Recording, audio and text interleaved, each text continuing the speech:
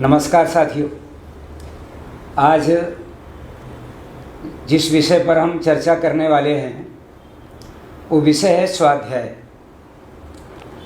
और एक बात आपने सुनी होगी कि युवावस्था हैरानी और तूफानी की अवस्था होती है। विशेष रूप से किशोरावस्था के बाद जब बालक या बालिका जब यौवन के रूप में आगे बढ़ते हैं तो उस समय उनकी मनस्थिति बहुत विचित्र होती है। वो जाने कहाँ कहाँ तक संकल्पनाओं में डूबे रहते हैं। अगर उस समय दिशा और दृष्टि नहीं मिली तो फिर वो निश्चित रूप से भटक जाएंगे।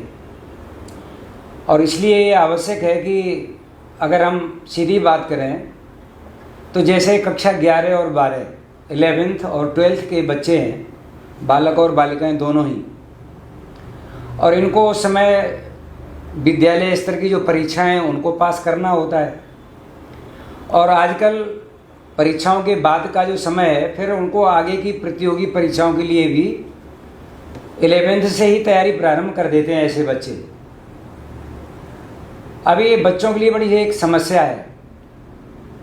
वो स्वाध्याय करें, कैसे करें, कैसा वातावरण हो, वो क्या क्या सावधानियां रखें, और फिर वो पाठ्य पुस्तकों के अतिरिक्त भी क्या और स्वाध्याय कर सकते हैं, करना चाहिए, वो सारी बातें उनके साथ जुड़ी हुई हैं। तो जिनको दिशा और दृष्टि मिल जाती है, या कहें जिनको मार्गदर्शन मिल जाता है, जिनकी काउंसलिंग हो जाती है जिन बच्चों की, वो तो उस अवस्था में होते हुए भी एक सकारात्मक या एक ठीक दिशा में चल देते हैं। और जिनको नहीं मिलती है वो दिशा, वो भटक जाते हैं। इसलिए ये सब बताना आवश्यक है।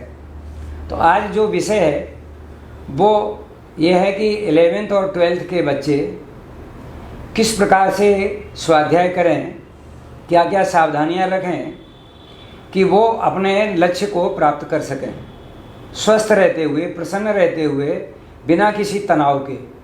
तो इसका संपूर्ण जो अनुभवजन्य ज्ञान है या अनुभूत प्रयोग जिन्होंने किए हैं, ऐसे अपने मध्य में आदरणीय कामता प्रसाद जी गुप्ता यहाँ उपस्थित हैं। नमस्कार। मैं आपका अभिनंदन करता हूँ।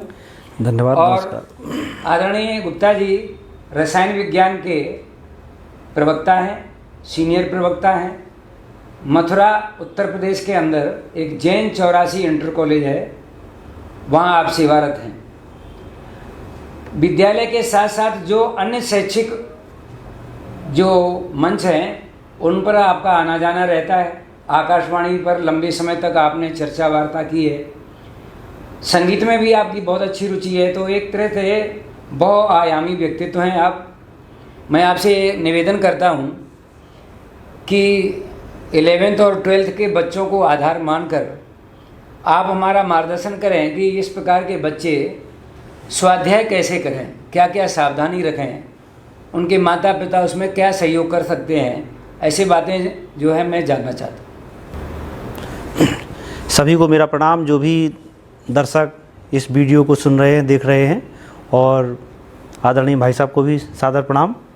उन्होंने मुझे अपने विचार व्यक्त करने के लिए यहाँ पर मौका दिया है। अभी हाल फिलहाल में बोर्ड की परीक्षाएं पूर्ण हुई हैं।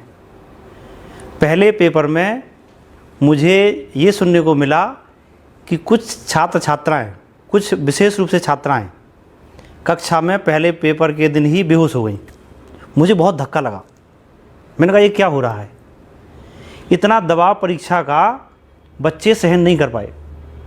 इसका मतलब शुरुआत से ही कोई ना कोई कमी जरूर रही है। अब परीक्षाएं पूर्ण हो चुकी हैं। बच्चे जो भी 10 से 11 में प्रवेश लेंगे, इस तरह की घटनाएं ना हो, इसके लिए मैं कुछ बातें बच्चों को बताना चाहता हूं। सबसे पहला तो ये है कि हम नियमित पढ़ाई करें। फिजिक्स, केमिस्ट्री, मैथ निरंतरता चाहती है। दूसरी बात, 7 और 8 घंटे कम से कम पढ़ाई होनी चाहिए, करनी है। इससे कम में काम नहीं चलेगा। फिजिक्स, केमिस्ट्री, मैथ में इतनी मेहनत हर बच्चे को करना चाहिए। अब इसके लिए विद्यालय के अतिरिक्त घर पर हम जो पढ़ाई करें वो किस तरह से करें। इसमें सबसे पहले बात आती है, हमारे घर का वातावरण शांत होना चाहिए। इस घर के वातावरण में जो सबसे महत्वपूर्ण भूमिका है ये माता पिता की है। माता पिता की ये जिम्मेदारी है कि घर का जो वातावरण है पढ़ाई के लिए अनुकूल होना चाहिए। जैसे हम टीवी देख रहे हैं या मोबाइल चला रहे हैं या कोई पड़ोसी आ गया उसके साथ बहुत तेज़ आवाज़ में बातचीत कर रहे हैं, घंटों बातचीत कर रहे हैं, मोबाइल पर घंटों बातचीत हो रही है, जो शायद 1 मिनट में बात हो सकती है महत्वपूर्ण बात, जिसमें हम घंटों लगा रहे हैं। सबके पास अलग अलग मोबाइल हैं। ये सारी बाधाएं हमने बच्चों के सामने खड़ी कर रखी हैं। तो सबसे पहले ये वातावरण कैसे अच्छा हो, माता पिता ही इसको सही कर सकते हैं। कम से कम घर में बात करें। बच्चा होता है, वो नहीं कह पाएगा कि आप बात मत करिए, लेकिन घर के वातावरण को शांत रखना है तो हमें थोड़ा आपस में जो बातचीत है इस तरह से करनी चाहिए कि बच्चे की पढ़ाई प्रभावित ना हो। टीवी से भी हमको मोह छोड़ना पड़ेगा, मोबाइल से भी छोड़ना पड़ेगा। तो ये परम आवश्यक है। जैसे भाई साहब से बातचीत के दौरान एक बात मुझे बहुत अच्छी लगी। एक छोटा पौधा है, उसको खींच करके बड़ा नहीं किया जा सकता है। उसको बड़ा करने के लिए हमें उपयुक्त वातावरण देना पड़ता है। पानी देना पड़ेगा, खाद देनी पड़ेगी, सूर्य का प्रकाश देना पड़ेगा, हवा उपलब्ध करानी पड़ेगी, तभी एक पौधा बड़ा वृक्ष बन सकता है। इसी तरह हमारा बच्चा है। हम चाहते तो हमारी अपेक्षाएं बहुत सारी हैं, लेकिन घर का वातावरण नहीं है, बच्चे की उतनी कैपेबिलिटी भी नहीं है। हमने PCM दिलवा दिया, लेकिन बच्चे की कैपेबिलिटी नहीं है, तो स्वाभाविक है बच्चा एग्ज़ाम रूम में जाएगा, चक्कर खाकर ही गिरेगा। इसके लिए पेरेंट्स ज़्यादा जिम्मेदार हैं, बच्चे उतने नहीं जितने पेरेंट्स जिम्मेदार हैं। इसलिए मैं अभिभावकों को ये कहना चाहूँगा कि घर का वातावरण ठीक रखें। इसके अलावा माता का ये परम कर्तव्य है, बच्चों के खान पान का विशेष ध्यान रखें। उनको ये एहसास कराएं कि हमारे शरीर को चलाने के लिए सारी चीज़ें आवश्यक हैं, ज़रूरत की सारी चीज़ें आवश्यक हैं। आजकल बच्चे केवल फास्ट फूड खाकर रहना चाहते हैं, ये बहुत बड़ी समस्या है। हम उनके साथ बैठकर खाना खाएं, उनको इस बात का महत्व बताएं कि हमारे लिए सारी चीज़ें कितनी आवश्यक हैं। एक बात मैं ये कहना चाहता हूँ कि हमको इस शरीर से काम लेना है, तो इसका डायरेक्टर हमारा मन है। ये हमारा जो तन है मन के डायरेक्शन पर काम करता है, इसलिए पहले मन को तैयार करें।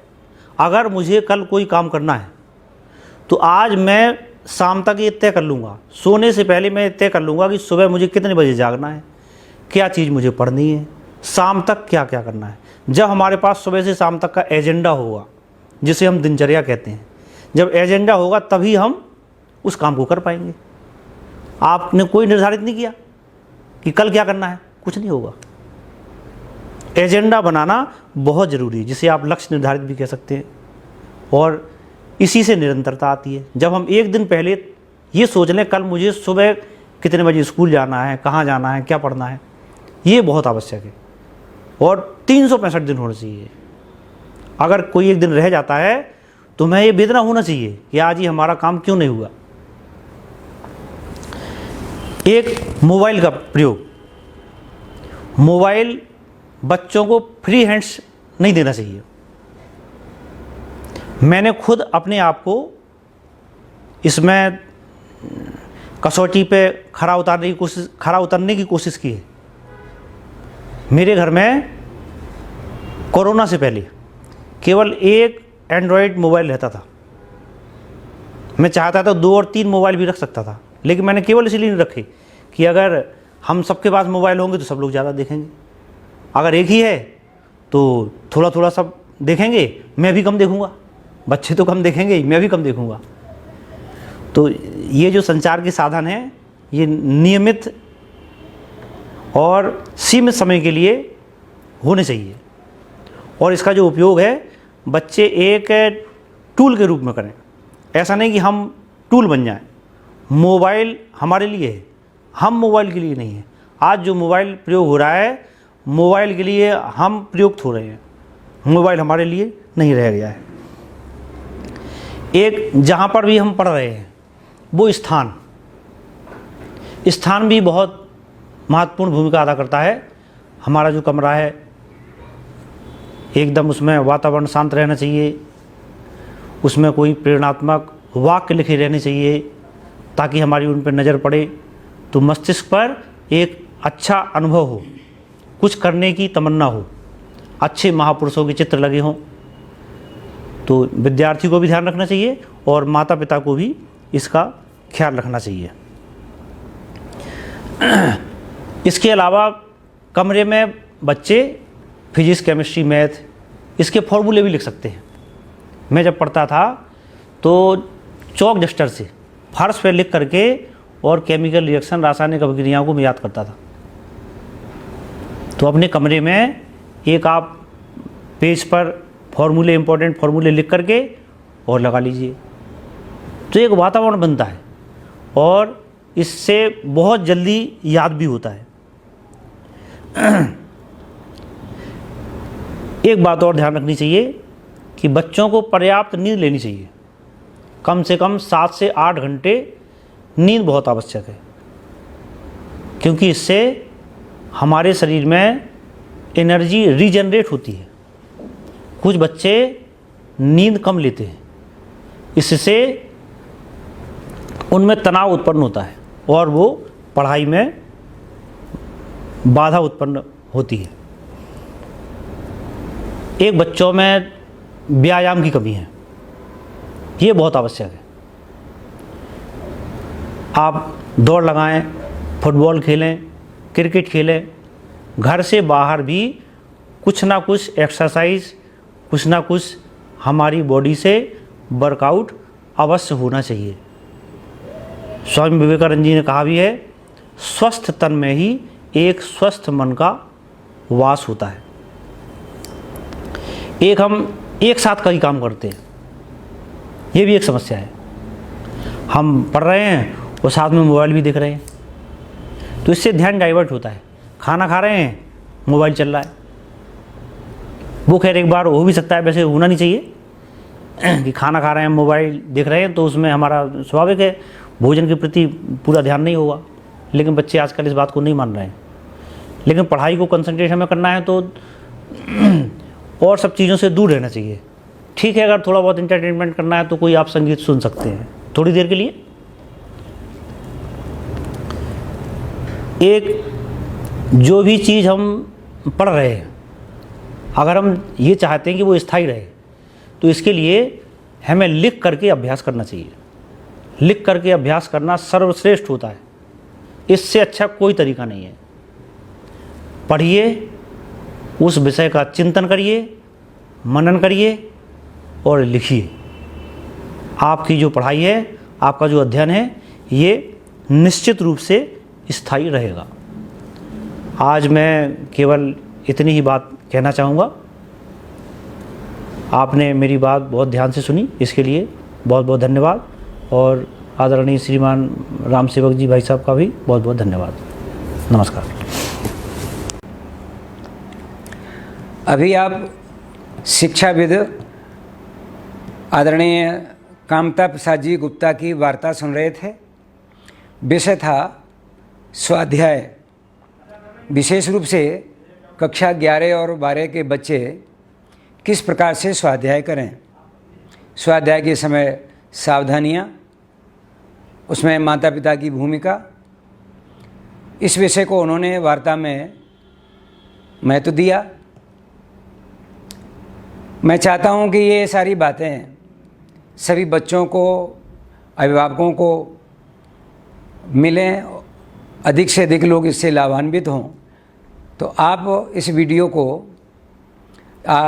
इस ये जो चैनल है इसको सब्सक्राइब करें, लाइक करें और टिप्पणी भी करिए कि इसमें आपके लिए कितना उपयोगी लगा, जिससे कि इसमें आवश्यक संशोधन या आवश्यक हम आगे के वीडियो का ध्यान रख सकें।